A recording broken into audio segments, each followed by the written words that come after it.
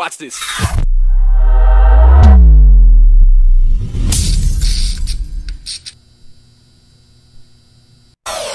Watch this. What up, everybody? My name is Jacob Moss.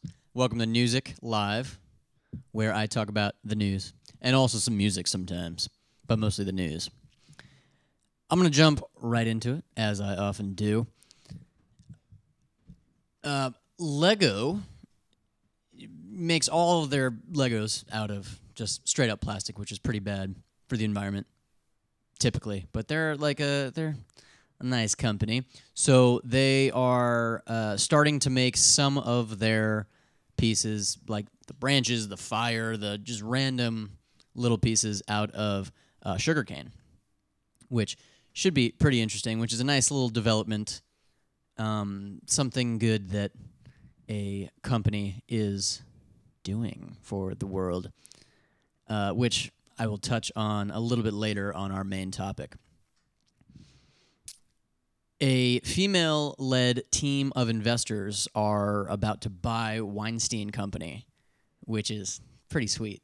'Cause I mean, you know, this is the woman, and you know, it as egregious as everything that Weinstein is accused of.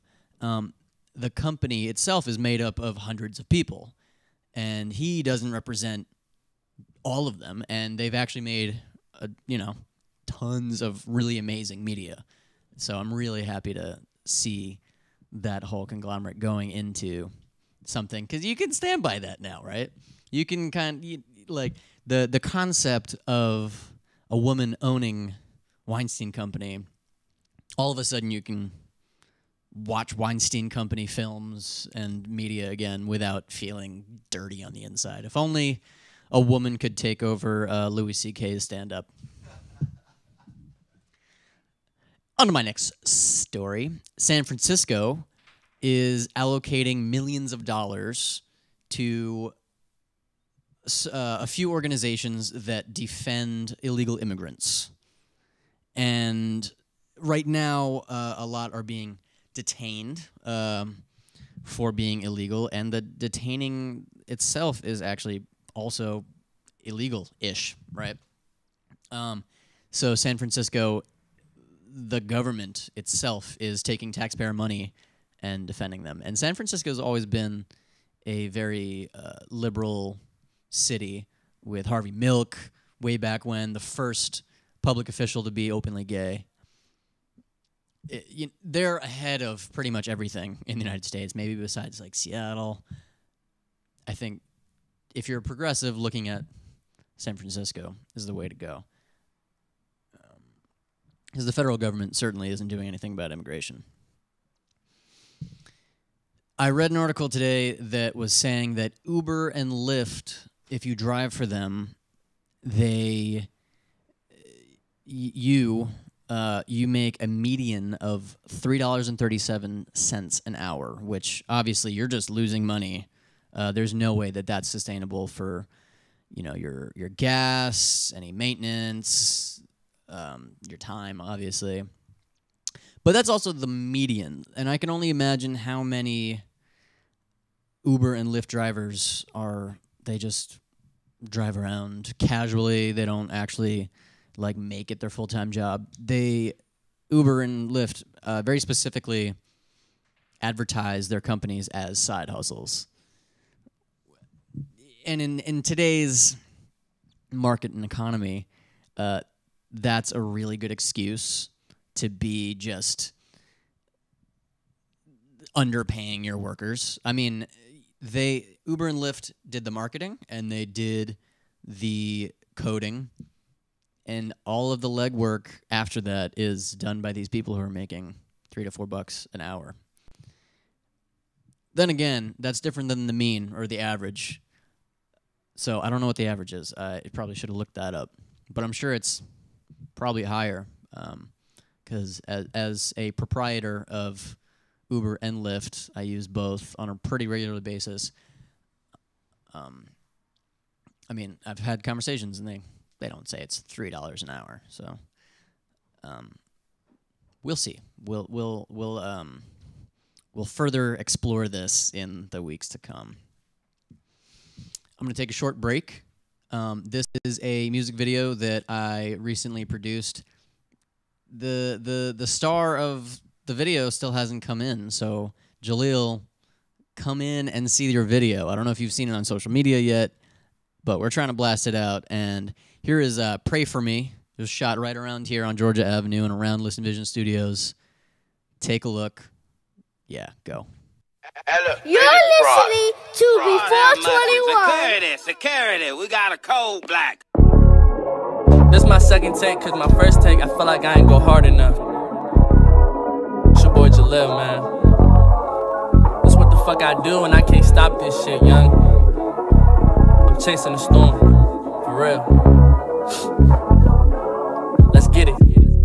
I don't even get sleep. My nigga, it's like 3:46. Lost the iPhone 5, upgraded to the 6. Still on this rap shit, even if it pan out slow. Flowing on this beat like a motherfucking outro. I put my hoodie on today cause it's October. My new bitch is 19, but she look older. My old bitch a nobody, and I don't know her. I did everything I could, and I don't owe her. If she try to hit my phone, that's the cold shoulder. All that bitch really did was make my heart colder. But to keep it 100, I'ma still bone her. But just to clarify, bitch, it's still over. I'm still grinding, trying to make it big though. Bitch, I never learned quit, I ain't get the memo. On tour with moms, performing crack a window. God test me on purpose, it's never accidental. I got a whip, it was not a rental. Riding in that hoe clean, shit was very simple. Fucking bastard, more dope crashed it. I should beat his ass, ain't finished paying me back yet. I'm working on my music, trying to find my way out. See, I'm trying to find God, I ain't trying to find clout. Even though I can't rap, man, I still got doubts. Cause some niggas that can't rap still made it out, goddamn. It's all good, this is my shit. If you don't support a nigga, you should get off my dick. All about being real, I ain't finna hide shit. Mama hate it when I smoke, I might get in high shit. At least I don't smoke jacks, so some finna die shit. Next year I want a crowd like a fucking mosh pit. I got court coming up, October 17th. I ain't trying to go to jail, I'm just trying to be free. Like how am I supposed to make another CD behind bars with my family coming to see me? I still got faith, God got a way for me. Shout out to my fans, that's a runaway, homie. I still write songs on my day-to-day, homie. And when I go big, what they gon' say, homie? The world on my shoulders, a lot of weight, homie. I'm just talking to my people, I hope they pray for me, please. Hey, I realize that I don't have haters. People just recognize that they're not chasing their dream. And when they see me do my thing, they like, damn, I need to be doing my thing. Well, I encourage you guys to go do your thing.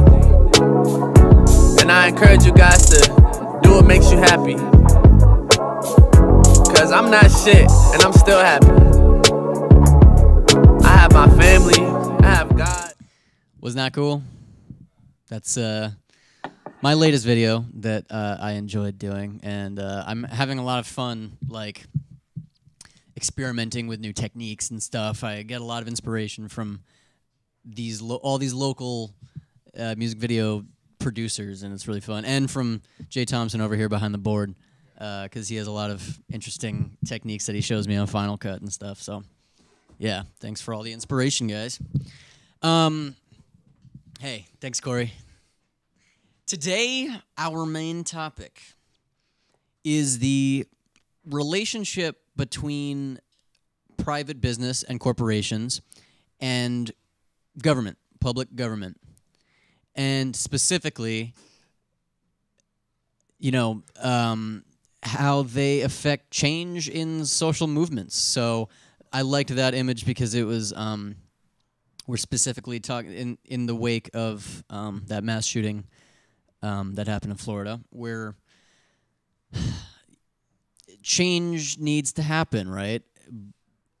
And the government isn't getting very far thus far. So who else do we look at, right? But before I launch into the whole thing, I'm going to play the photos of the students and all the folks who lost their lives in the shooting. And I'm just going to take a relative moment of silence.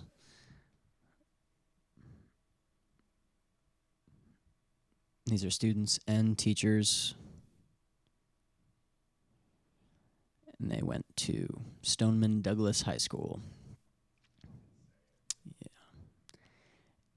And in these types of scenarios, I never, ever like to show pictures of or mention the name of or describe the scenario of the shooter, because in my opinion, that's exactly what they want, and that's why they do these things, for, you know, the grand attention.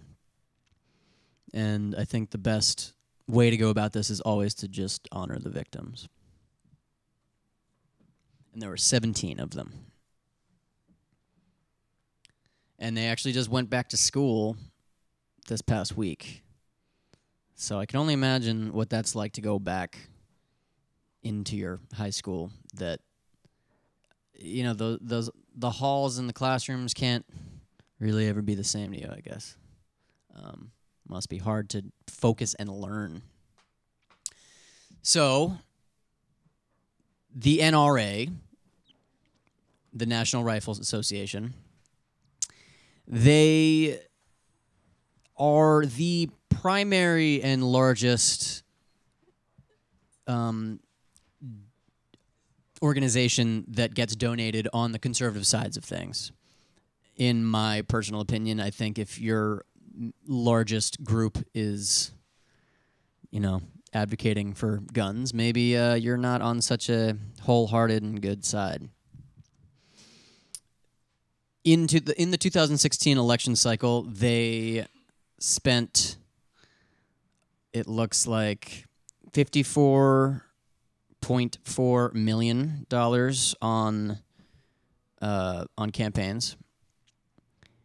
It might actually be more. So there are about $7 million just on lobbying. Technically, only $1 million in contributions to politicians, but the outside spending goes to $54.4 million. Hey, NRA, cool. And that's why the government really isn't doing much. I have Bo Zeman. What is it? Do we have Bo Zeman on the line? Bo Melonius, actually. Bo Melonius. Hi, Bo Melonius. How are you today? I'm good. How are you? Bo Melonius is a radio host and personality and political pundit, if you will. So I have Bo contributing it's good today. To be here. Hey, thanks for calling in. So, you know, I was just saying how because of all these contributions that the NRA contribute to the government, they're not going to get anything done. They're not going to make any serious changes to these gun laws because it's not a huge priority for them. And also they have a vested interest to not. So private corporations are forced to do this. Bo, have you heard about how Walmart, Dick's Sporting Goods, and LL Bean have all raised their age limit to 21 years old? I have, actually, and I think that's a fantastic move. When the government and government-funded organizations fail us in enforcing rules that make society better, I think that it is potentially up to private businesses and things that are corporations to kind of enforce these, because when it comes down to it, they're the ones who are providing people with guns. You know, the NRA, as far as I understand it, you can pay for a membership, you can support, you can donate, but they're not actually going to give you the gun. It's these, you know, companies like Walmart and Dick's that are actually doing that. So by them putting these laws in place, it's almost more democratic because they're expressing the views of the people, and that we want to have more strict laws. And the gears of the government turn awfully slow, but the fact that they're able to kind of put these into action so quickly after something so horrible happens, I think that it's almost hopeful, you know? Absolutely. And what I've really been realizing in the past year or so is that maybe I'm a little late to the game, perhaps, realizing this, but it's incredibly more effective as even just a normal citizen to be voting with your dollar than with your vote. Not saying Absolutely. that... Absolutely. not saying that your vote isn't important every election cycle for the primaries and for your local government and everything. It's all, I feel like you can't even complain if you don't vote. But every single day, you go to the grocery store, you go to Rite Aid, you go to all these places, you give money, you vote. And this has become a far more important and necessary and easy way to get stuff done. Because these corporations, where do they get the money, right? They get this money from you. We think of these corporations as huge, unfightable, unbreakable, like, entities. But all that money comes right from you. And then their money goes into government, which then does absolutely nothing to restrict laws that contribute to these kids. I would say that voting with your dollar is often significantly more efficient than voting with your actual vote. You only get one vote per election cycle, and it's often, with gerrymandering and all these systems that are in place to kind of discount people's vote, especially with the electoral system. It's very rare that your voice is actually heard, but every time that you make a purchase, every time that you donate to a cause, every time you do really anything that involves money, which is the backbone of America, you're saying something. It's clearly much more efficient. I mean, a lot of people focus on the economy as a major issue, where the money is going, where the money is coming from. And I mean, even in issues such as vegetarianism, supporting places that treat their animals ethically, sourcing produce from within the country, not supporting Walmart and things that mass produce things across the ocean. I mean, every time you vote, every time you buy anything, you're voting and you're being heard. So I'm glad you touched on organic and vegetarianism, because a related story that I want to tie into this is how Amazon just bought Whole Foods. Bring that picture up again of Amazon and Whole Foods, in that, Whole Foods was looked at as this elitist market that only the upper middle class could go to. And because Amazon is making it that much more affordable, it's getting healthier food, better sourced food, items that are ethical and healthy into the hands of just the average American, which it's hard to even really comprehend that they just did that move. It's like it's hard to even think of a way that the government would properly do that. Michelle Obama, during the whole Obama years, had her personal campaign about get fit, eat healthier, but the large pharmaceutical companies and the large food companies got to her and actually turned her from eating healthy to working out more, which sounds like the same thing. It's really not. Diet is the majority of a healthy lifestyle. I would like to say that while I identify as a progressive Democrat, I do think that we shouldn't really rely on the government for everything like that. This is not necessarily where we need the government. This is where we need private businesses. This is where we need the citizens stepping up and taking this into their own hands. We can't be told by the government that we need to be healthier. And when it comes down to it, it doesn't necessarily benefit them for us to be healthier, because them paying us out, Social Security, everything like that. Healthcare is a mostly privatized business. Hospitals, I mean, the food industry is mostly privatized. So when it comes to change, I don't think that the government saying, yeah, let's make healthy eating a priority is actually going to do much unless they have incentives for companies to change. But I doubt that that's going to happen, especially because these companies have a lot of influence and power in the government itself. So, and I never thought that I'd be talking like such a libertarian. I always, I always really thought that like getting the government to do things, that seems like the obvious choice. And it's definitely so the choice long, for a lot of things. But I think when it comes to personal liberty and personal decisions like that, it shouldn't be entirely on the government. The government should have, like I said, incentives, but it's not their decision. And they're controlling like big picture stuff as opposed to, personal health. And it's so interesting because usually that argument is aimed, pun, aimed towards guns and personal liberties and these organizations and these private companies protecting the right to own these guns. But actually, Walmart, Dick's, LL Bean, and there was a grocery store. Does anybody know what the grocery store was? I don't... Oh, wasn't it Aldi's or something? Something like that. No, Kroger's? Is that a thing? Yeah. They're raising the prices, they're raising the age, and they're taking semi-automatic rifles and automatic rifles. They're also checking for mental health backgrounds that are relevant. They're also limiting the amount of ammo capacity that you can buy at a time. And they're just doing this on their own. It's not like anybody's telling them to do that except for the private buyer, right? Well, hang on one second, Bo. I have a picture of an AR-15.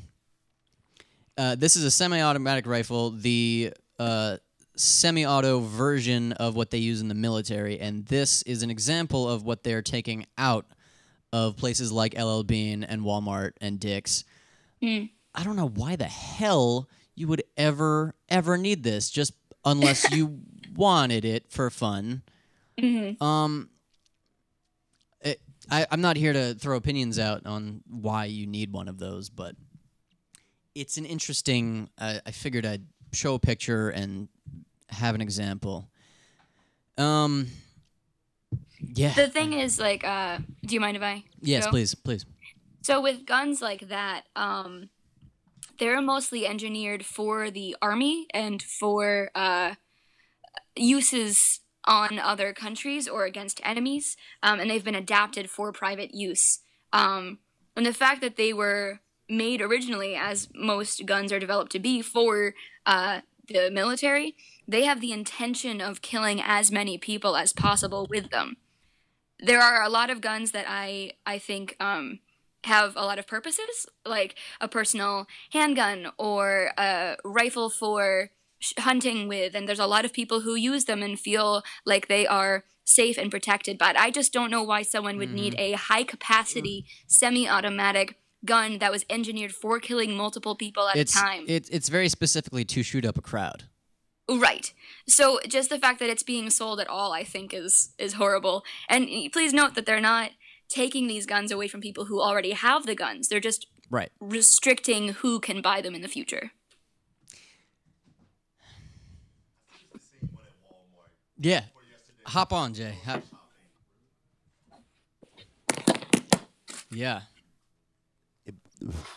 You got it. It blew my mind yesterday. I was at Walmart just doing some adult grocery shopping. And just go over there and see, because there's so much talk about it and everything that's on the news and everything. And it's seriously in, like, you got your paintball, you got your little handguns, you literally have an AR-15 sitting there in Walmart.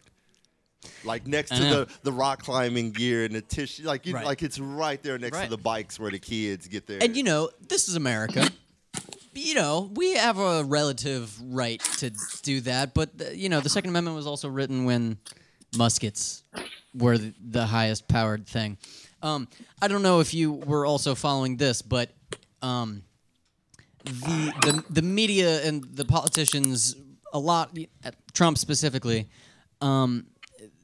and the NRA, obviously, who is behind it, they are suggesting that the way to combat school shootings and potential shooters in areas, and specifically schools, is to arm the teachers. No. And literally. And so I can't imagine the huge boner that everybody in the NRA had like being able to flip this, just sell more guns, to be able to flip it from like, you know, very clearly guns are bad and guns are the problem, to guns are also the solution, and the government should start buying guns for teachers. It's this mindset where they're just so convinced that guns are an integral part of American society. It's even beyond that. I think, you know, the Trump supporters at this point, they are struggling with the idea of either blindly following Trump or blindly following guns, and it's really the NRA just trying to sell as many. They don't care, man. They don't think we have the right to these AR-15s. It's not about the Constitution. It's about, man. Anyway, companies have a lot of freedom in this country, is what I'm trying to say. They have a lot of freedom, and you can vote with your dollar and vote for not guns, I guess, if you're against school shootings. So, yeah. I think that's it. Bo, do you have any other closing statements? Oh, geez. I wish that I did. Oh, geez, Rick. I guess I'd say that with Dick's and Walmart, it's definitely partially a publicity stunt. Being kind of these the first people to kind of get in. The first corporations to get in on this movement. They're definitely getting a lot of good publicity by this, and they're just feeding into what the people want. If that's what the people want, and that's how you want to get publicity, then I guess that's the most wholesome way to do it, man. It's the most democratic thing we've seen so far. Mm-hmm. It's, you know, even if it's with bad intentions, it's the best possible result we could have seen from this. So hopefully it has some positive results in the future. Right, Jay. And I hope that politicians follow suit. And it's also one of their highest-selling guns in the last 10 or 15 years. That's what just shocked me. I feel like you're following just to get on board, just for the moment right now. Slap on the wrist, we're not going to sell it, but eventually they'll be back on the rack. I mean, you kind of like the highest-selling rifle in the last 10 or 15. I didn't know this until, you know, you do your research about what's going on right now.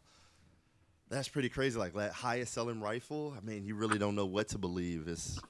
Are they doing it really for what's going on? Or, right. you know, it's for hunting. These deers really need to die. I've been hunting many of years, have my license and everything from the Midwest. Never picked up an AR-15. Yeah. Nobody, grandparents, uncles, all that, blah, never seen them go, all right, we're finna go out, go grab my AR, we finna go grab some ducks or some deers or something. No, never seen that. Oh, man. Okay. So... Well, thanks for having me on. You're so welcome, and thank you so much for coming on, Bo. Absolute pleasure. I hope that I can come on again soon. Yes, indeed. Have a wonderful day. All right, you too. Bye-bye. Bye-bye. The debate continues here on NUSIC Live and into the future, and this debate has been going on since the Second Amendment. Here we are, and... I didn't mean for this to go so off the rails into the Second Amendment kind of debate. I really wanted it to be very specifically the relationship between business, voters, and the government. I would say a huge takeaway for me is, as I said, I'd like to restate, voting with your dollar is much more effective and efficient than voting. Although, fucking vote, please. Get these politicians who take the right money in office. That's it.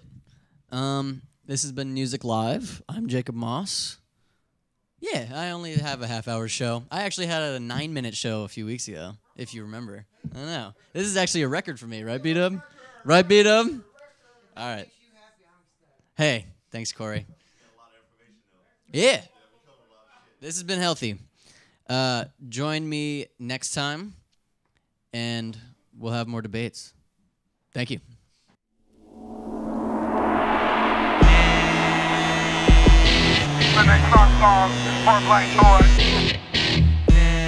There, little puss, I kick your fucking teeth down your throat, yeah.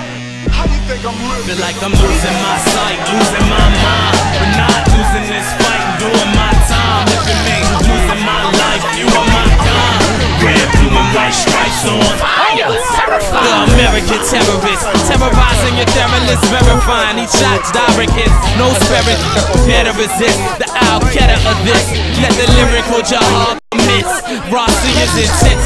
Caprice call me now the prince. Ross of Verifax, launching attacks for world dominance. Y'all should watch your back. May start an early apocalypse. For Washington on the map and a huge condom upon the monument. For all the virgin snatches, economics and politics. Long from the back like cute little foreign chicks. But watch me slap them with this suicide bomb attempt. Knocking like a settle then, replacing it with Osama bin Laden.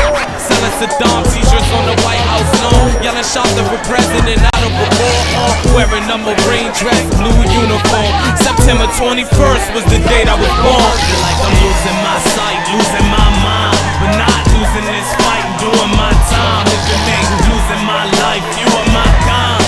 Red, blue, and white stripes on fire. Terrified. Losing my sight, losing my mind, but not losing this fight, doing my time. If it means losing my life, you are my kind. Red, blue, and white stripes on fire. Terrified. Mama gave birth to one worse than 9/11. Sent to bring earth for curse along with a sign from heaven. Make them sing word for word. It's a song without inhaling on the plane. Turned to birth and on into the Jefferson Memorial. You never seen something this horrible on every single cover of each news editorial. Well, it's a surprise story. The public view is historical. Channel 9 reported.